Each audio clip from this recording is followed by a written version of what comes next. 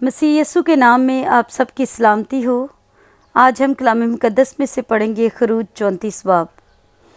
फिर खुदावंद ने मूसा से कहा, पहली लोहों की मानद पत्थर की 2 लोहें अपने लिए तराश लेना, और मैं उन लोहों पर वही बातें लिख दूंगा जो पहली लोहों पर जिनको तूने तोड़ डाला मरकूम थी।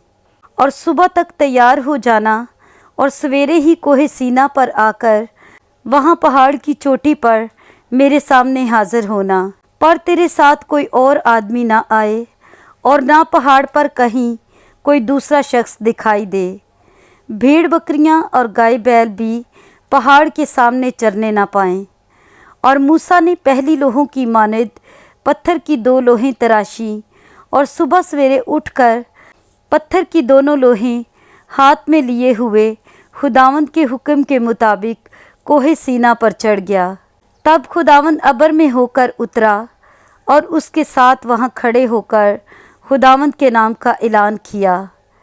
और खुदावंद उसके आगे से ये पुकारता हुआ गुजरा, खुदावंद खुदावंद खुदाई रहीम और मेहरबान, कहर करने में धीमा और शफकत और वफा में घनी, हज़ारों पर फजल करने वाला, गुनाह और तकसीर और ख़ता का बख्शने वाला। लेकिन वो मुजरिम को हरगिज़ बरी नहीं करेगा, बल्कि बाप दादा के गुनाह की सज़ा उनके बेटों और पोतों को 3री और 4थी पुश्त तक देता है। तब मूसा ने जल्दी से सर झुकाकर सिजदा किया और कहा, ए खुदावंद, अगर मुझ पर तेरे करम की नज़र है तो ए खुदावंद, मैं तेरी मिन्नत करता हूँ कि हमारे बीच में होकर चल। गो ये कौम गर्दन कश है, और तू हमारे गुनाह और ख़ता को माफ़ कर और हमको अपनी मिरास कर ले। उसने कहा, देख मैं अहद बांधता हूँ कि तेरे सब लोगों के सामने ऐसी करामात करूँगा जो दुनिया भर में और किसी कौम में कभी की नहीं गई। और वो सब लोग जिनके बीच तू रहता है खुदावंद के काम को देखेंगे, क्योंकि जो मैं तुम लोगों से करने को हूँ वो हैबतनाक काम होगा। आज के दिन जो हुक्म मैं तुझे देता हूँ तो उसे याद रखना।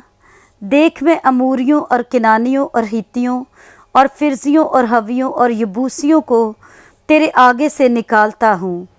सो खबरदार रहना कि जिस मुल्क को तू जाता है उस मुल्क के बाशिंदों से कोई अहद ना बांधना। ऐसा ना हो कि वो तेरे लिए फंदा ठहरें, बल्कि तुम उनकी कुर्बान गाहों को ढा देना और उनके सतूनों के टुकड़े टुकड़े कर देना और उनकी यसीरतों को काट डालना, क्योंकि तुझको किसी दूसरे माबूद की प्रस्तश नहीं करनी होगी, इसलिए कि खुदावंद जिसका नाम गयूर है वो खुदाई गयूर है भी।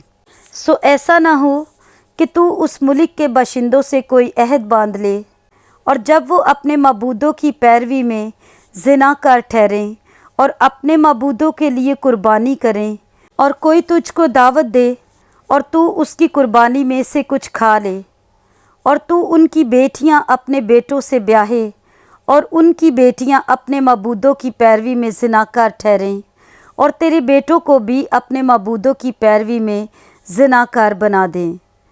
तू अपने लिए ढाले हुए देवता ना बना लेना। तू बेखमीरी रोटी की ईद माना करना। मेरे हुक्म के मुताबिक 7 दिन तक अबीब के महीने में वक्ते मुअय्यन पर बेखमीरी रोटियां खाना, क्योंकि माह अबीब में तू मिस्र से निकला था।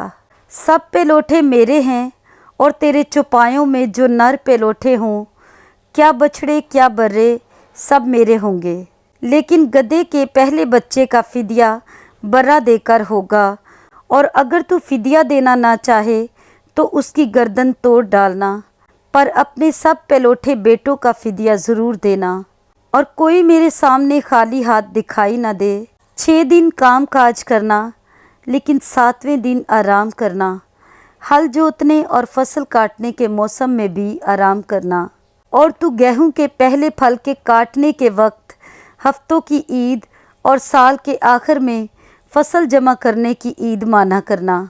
तेरे सब मर्द साल में 3 बार खुदावंद खुदा के आगे जो इस्राएल का खुदा है हाजिर हों, क्योंकि मैं कौमों को तेरे आगे से निकाल कर तेरी सरहदों को बढ़ा दूंगा। और जब साल में 3 बार तू खुदावंद अपने खुदा के आगे हाजिर होगा तो कोई शख्स तेरी ज़मीन का लालच ना करेगा। तो मेरी कुर्बानी का खून खमीरी रोटी के साथ ना गुजराना और ईद फसा की कुर्बानी में से कुछ सुबह तक बाकी ना रहने देना। अपनी ज़मीन की पहली पैदावार का पहला फल खुदावंद अपने खुदा के घर में लाना। हलवान को उसी की माँ के दूध में ना पकाना। और खुदावंद ने मूसा से कहा कि तू ये बातें लिख, क्योंकि इन ही बातों के मफ़हूम के मुताबिक मैं तुझसे और इस्राएल से अहद बांधता हूँ। सो वो 40 दिन और 40 रात वहीं खुदावंद के पास रहा और न रोटी खाई न पानी पिया। और उसने उन लोगों पर उस अहद की बातों को यानी 10 अहकाम को लिखा। और जब मूसा शहादत की दोनों लोहें अपने हाथ में लिए हुए कोहे सीना से उतरा आता था तो पहाड़ से नीचे उतरते वक्त उसे खबर न थी कि खुदावंद के साथ बातें करने की वजह से उसका चेहरा चमक रहा है। और जब हारून और बनी इस्राएल ने मूसा पर नज़र की और उसके चेहरा को चमकते देखा तो उसके नज़दीक आने से डरे। तब मूसा ने उनको बुलाया और हारून और जमायत के सब सरदार उसके पास लौट आए और मूसा उनसे बातें करने लगा। और बाद में सब बनी इस्राएल नज़दीक आए और उसने वो सब अहकाम जो खुदावंद ने कोहे सीना पर बातें करते वक्त उसे दिए थे उनको बताए। और जब मूसा उनसे बातें कर चुका तो उसने अपने मुंह पर नकाब डाल लिया।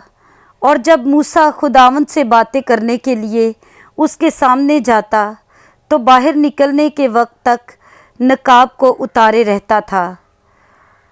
और जो हुक्म उसे मिलता था उसे बाहर आकर बनी इस्राएल को बता देता था।